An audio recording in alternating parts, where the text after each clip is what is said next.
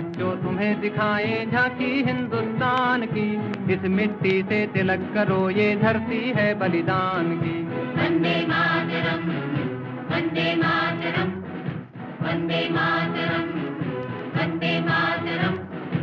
आओ बच्चों तुम्हें दिखाए झांकी हिंदुस्तान की, इस मिट्टी से तिलक करो ये धरती है बलिदान की।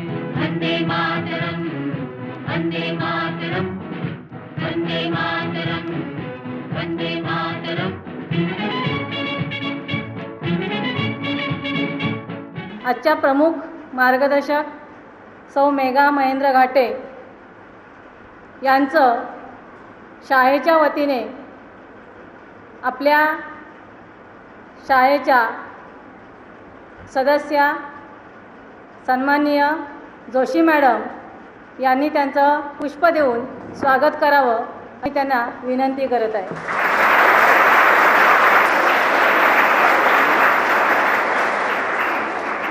त्या झारकन्या शाळा व JSM कॉलेज अलिबाग यांच्या माजी विद्यार्थिनी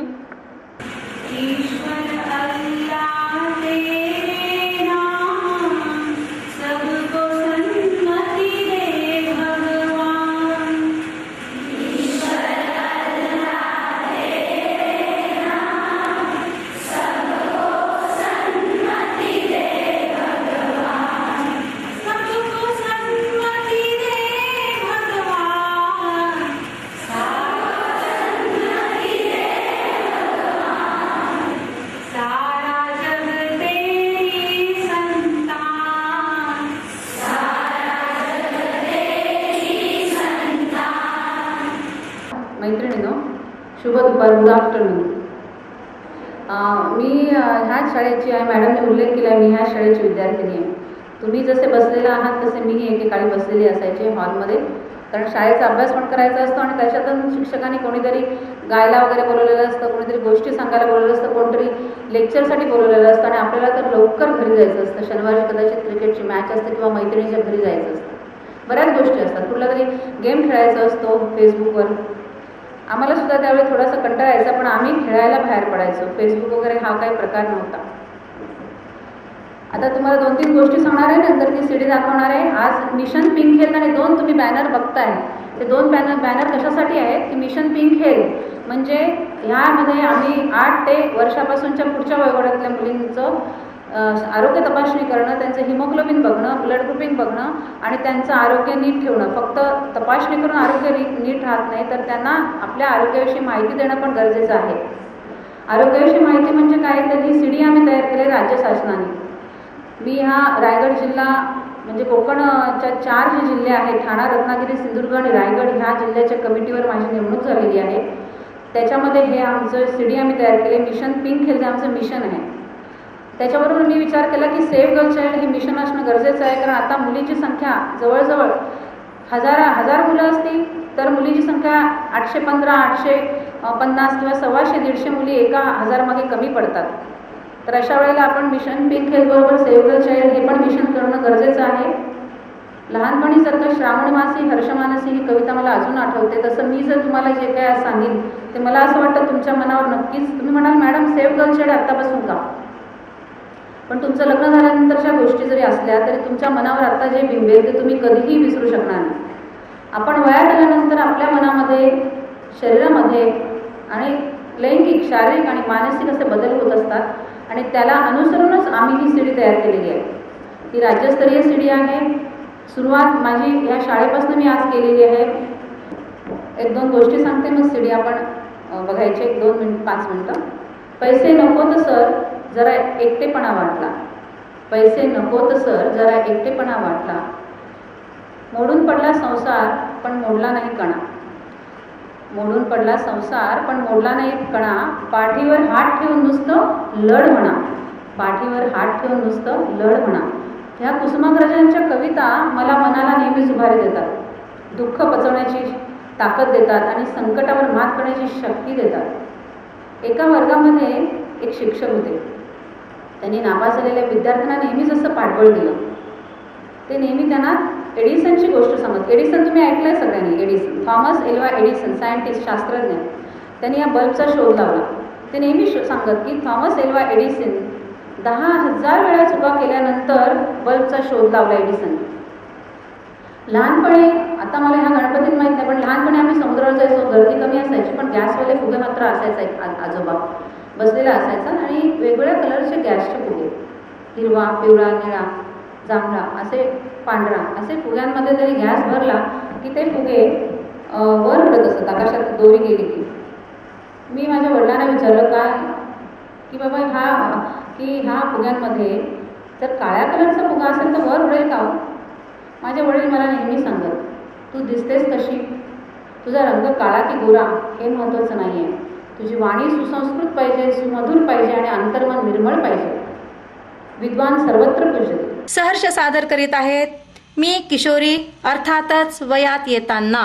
हाय फ्रेंड्स, नमस्कार बालमैत्रिणींनो, नमस्कार. आज मी आले तुम्हाला खास भेटायला, तुमच्याशी मैत्रिणी या नात्याने गप्पा मारायला. मैत्रिणीशी आपण अगदी मनमोकळ्या गप्पा मारतो, मनातलं सगळं सांगतो ना, अगदी तसंच. मला ठाऊक आहे, मोठ्यांशी मैत्री म्हटल्याबरोबर तुमच्या चेहऱ्यावर प्रश्नचिन्ह उभं राहिलं असणार, पण तुम्हाला तर ठाऊकच आहे, मैत्रीला ना जातीची अट ना वयाचं बंधन. तर फ्रेंड्स, आपली मैत्री पक्की. खरं सांगू, तुमच्याकडे पाहून कसं छान, अगदी प्रसन्न वाटतंय. तुम्ही साऱ्याच आहात कशा, निरागस, अल्लड, अवखळ, कुतूर साठले डोळ्यात आणि अनेक प्रश्न मनात. तुमच्या चेहऱ्यावरचं प्रश्नचिन्ह पाहिलं आणि मलाही जाणवलं. तुम्हाला बालमैत्रिणींनो म्हटलं खरं, पण तुम्ही ना धड लहान ना धड मोठ्या. म्हणजे काय तर या दोहोंच्या मधली अवस्था, किशोरावस्था, टीनेजर्स हा शब्द माहीत आहे ना तुम्हाला. बस तेच हे. आमच्या शास्त्रीय भाषेत जरा अवजड शब्द आहे बरं का याला, पौगंडावस्था. पुढचं पाऊल फुलपाखराचं पंख असलेल्या इंद्रधनुचे सप्तरंग ल्यालेल्या तारुण्यात, तर मागचं पाऊल अजूनही निरागस रम्य बालपणात. सुरवंटाचं फुलपाखरात किंवा कळीचं फुलात रूपांतर होतानाचा मधला काळ असतो ना, अगदी तसाच हा काळ. आणि म्हणूनच असते ही भुलावणारी मोहक मुग्धावस्था. तुम्हाला ठाऊक आहे उमलणं आणि फुलणं यातील अंतर? उमलणं कसं अगदी सहज स्वाभाविक, तर फुलणं ही त्यानंतरची प्रक्रिया. आणि तुम्ही साऱ्या आहात उमलणाऱ्या सुंदर कळ्या. डॉक्टर आंटी, मगाचपासून तुम्ही आम्हाला सारख्या म्हणतात छान, सुंदर, मोहक, पण खरं सांगू का, आम्हाला काहीच छान वाटत नाही. मनाची नुसती घालमेल होते अगदी. बेटा, का बरं असं घडलंय तरी काय असं? पहा ना मावशी, हल्ली आईबाबा सारखे म्हणतात. आईबाबाच काय, सगळेच म्हणतात, तू आता मोठी झालीस, नी शहाण्यासारखी वाग, भलते हट्ट करू नको. हो ठीक आहे, नाही करत हट्ट, पण एखाद्या गोष्टीवर आपलं मत मांडायला जावं तर परत तेच म्हणतात, ए मध्ये मध्ये बोलू नकोस ना, लहान आहेस का तू, तुला काय कळतंय त्यातलं. आणि मला खरंच कळत नाही, मी मोठी आहे की छोटी. आता तुम्ही सांगा ना आंटी, मी मोठी आहे की छोटी? हां, तरीच तुम्ही नाखुश आहात माझ्याशी बोलायला. पण मुलींनो, मी मगाशीच तुम्हाला सांगितलंय, ही आहे मधली अवस्था, नाधड बालपण नाधड मोठेपण. असेच मध्ये लटकलेले त्रिशंकूसारखे. त्रिशंकूची गोष्ट माहीत आहे ना तुम्हाला, नाधड स्वर्गात नाधड पृथ्वीवर, अधांतरी. आणि म्हणूनच झाली आहे तुमची ही दोलायमान स्थिती, आणि सापडला आहात तुम्ही अनेक प्रश्नांच्या फेऱ्यात. अगदी खरं आहे तुमचं म्हणणं. अगदी एकटं अस्वस्थ वाटत असतं. मला तसं होतं का?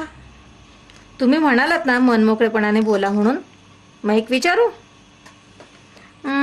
नको, पण भीती वाटते. विचारू?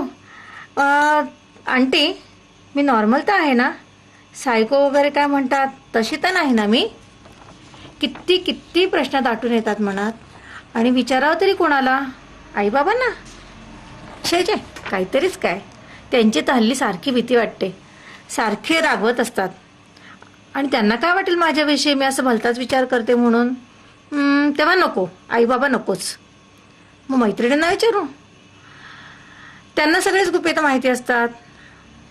अरे हो, पण त्यांना तरी कसं माहीत असणार, त्या सुद्धा माझ्यासारख्याच ना, बावरलेल्या. मग आता काय करू? इंटरनेट? येस, इंटरनेटच. नक्की सापडतील त्याची उत्तर सगळी. मैत्रिणींनो, हे वयच असं, प्रत्येक गोष्टीचं कुतूहल, अज्ञाताची ओढ, प्रश्नांनी घेरलेलं अस्वस्थ मन. हे मन आहे ना, ते काही माणसाला स्वस्थ बसू देत नाही. हे सर्च इंजिन शोध घेण्याचा प्रयत्न करत राहतं ह्या ना त्या मार्गाने. खरं आहे तुमचं म्हणणं. इंटरनेटमुळे सारं जग जवळ आलं आहे.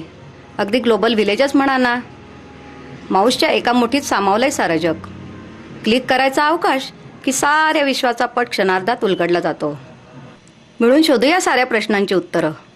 माहिती घेऊया सत्याची, ओळख करून घेऊया स्वतःची स्वतःची नवीन नात्याशी, तारुण्याच्या दिशेने होणाऱ्या प्रवासाची आणि प्रवासात घडणाऱ्या अनेक बदलांची. या प्रत्येक टप्प्यावर आम्ही तुमच्यासोबत आहोत.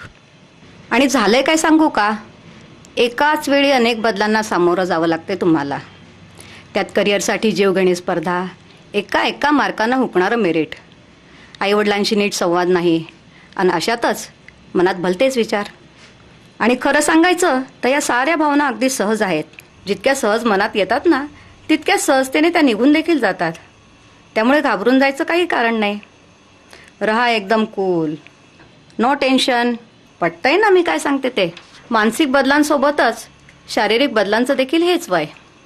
हे बदल होतात दोन प्रकारचे, बाह्य बदल आणि आंतरबदल. जे ठळकपणे दिसतात ते बाह्य बदल. उंचीत वाढ, स्तनांची वाढ, शरीराला गोलाई व डौलदारपणा, त्वचा चमकदार व सतेज, काखेत जांघेत केस. याच वेळी होतात दोन महत्त्वाच्या गोष्टी आणि त्या सतावू लागतात. त्या म्हणजे पिंपल्स आणि सगळ्यात महत्त्वाचं मासिक पाळीला सुरुवात. अंतर्भागात देखील बदल होत असतात. शरीरात स्त्री हॉर्मोनचं प्रमाण वाढू लागतं. बीजांडू कोशात दर महिन्याला स्त्री बीज तयार होऊ लागतं आणि गर्भाशयाच्या आतील बाजूस मौसर गादीसारखा थर तयार होऊ लागतो. सृष्टीचक्र अव्याहतपणे चालू राहावं म्हणून वंश सातत्य हा निसर्गाचा नियम. त्यासाठी अंगी निर्माण होते प्रजनन क्षमता आणि म्हणूनच होतात हे शारीरिक आणि मानसिक बदल. हे बदल घडवणारे किमयागार आहेत हॉर्मोन्स. आणि हा बदल घडण्याचा काळ आहे ना, ती किशोरावस्था. हो कळलं बरं, टीनेजर्स. होय, टीनेजर्स म्हणायचं याला. टीनेजर्स म्हणजे 10 ते 18 या वयोगटातील मुलं. महत्त्वाचा व ठळक बदल म्हणजे मासिक पाळीला सुरुवात, ज्यालाच आपण पिरियड्स असंही म्हणतो. मासिक पाळीला सुरुवात होते आणि आपलं सारंच विश्व पालटून जाते. काहीतरी ऑड विचित्र वाटू लागतं आणि काल परवापर्यंत आनंदाने बागडणारी मुलगी अचानक हिरमुसली गंभीर होऊन जाते. मुलींनो, आता मी जे तुम्हाला सांगणार आहे ना, ते आमच्या बालपणी उच्चाराला देखील बंदी होती. म्हणजे अगदी बंदी वगैरे नव्हती म्हणा, पण 4 चौघात असलं बोलणं छे. आता रोज टी व्हीवर सॅनीपॅडची जाहिरात पाहतो, त्यामुळे तुम्हाला तसं फार नवं नाही.